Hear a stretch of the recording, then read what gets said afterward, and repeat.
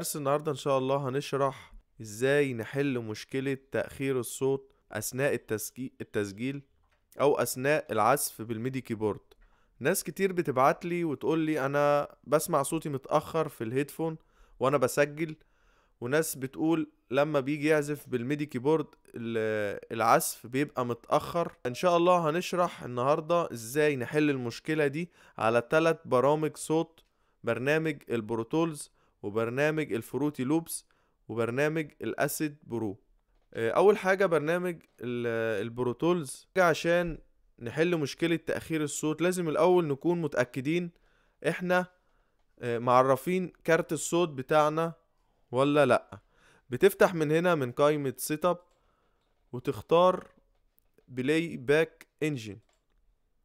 تمام، وبتفتح من هنا كده وبتشوف اسم كارت الصوت بتاعك. انا كارت الصوت بتاعي فوكس رايت، انا مختاره. تمام، لو انت ما عندكش كارت صوت وشغال من غير كارت صوت عادي خالص، بتختار اف ال ستوديو ازيو، او الافضل انك بتشتغل على الكارت الصوت الوهمي. كارت الصوت الوهمي ازيو فور اول ده بينزل يا جماعة وانت بتسطب برنامج الفروتي لوبس، ده بينزل معاه، بيتسطب مع البرنامج.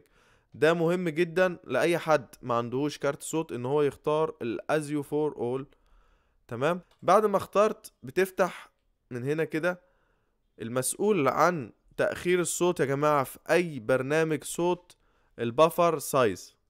خلينا متفقين ان كل البرامج فيها نفس النظام، المسؤول عن تأخير الصوت هو البفر سايز.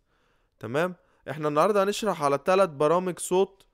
ممكن يكون عندك برنامج مش موجود في ال3 برامج، فخليك واخد بالك كويس جدا من اعدادات الصوت بتاعة البرنامج، وتتأكد من البفر سايز انك وانت وقت التسجيل تخليه 64. وقت التسجيل نركز يا جماعة في الموضوع ده كويس جدا، وقت التسجيل بتخليه 64. ممكن تخليه 512 وما يحصلش معاك اي تأخير ولا اي حاجة، بس لو في معاك اي تأخير في الصوت تتأكد تفتح اعدادات الصوت وتتأكد من البفر سايز ان تخليه 64. تمام، بعد كده لما بتخلص تسجيل وبتعمل اثناء الميكس وانت بتضيف الفلاتر والبلاجنز، بتخليها 512 او الافضل تخليها 1024.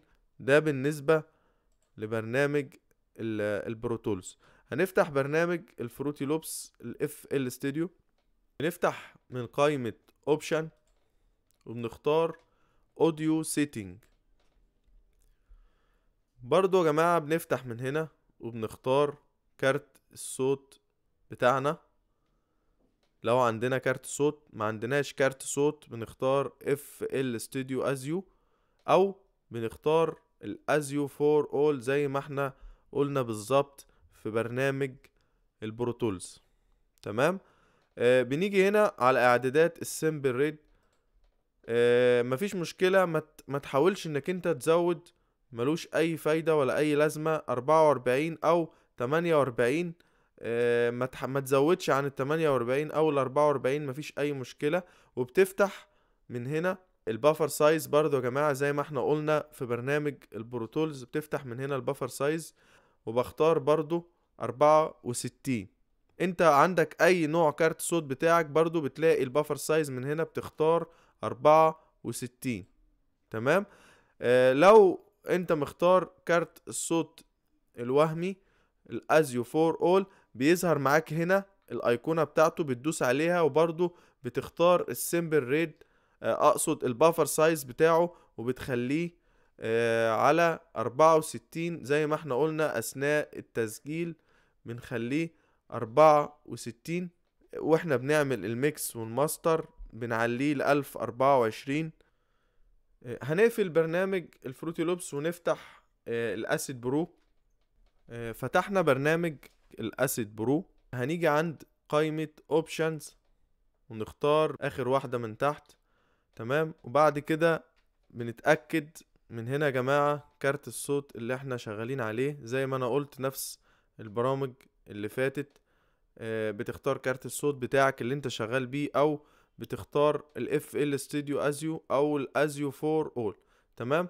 بعد ما بنختار كارت الصوت بتاعنا ونتأكد ان احنا مختارين كارت الصوت اللي متوصل بيه المايك، بعد كده بندوس Advanced. تمام. بعد كده بندوس هنا، بتفتح معانا القايمة دي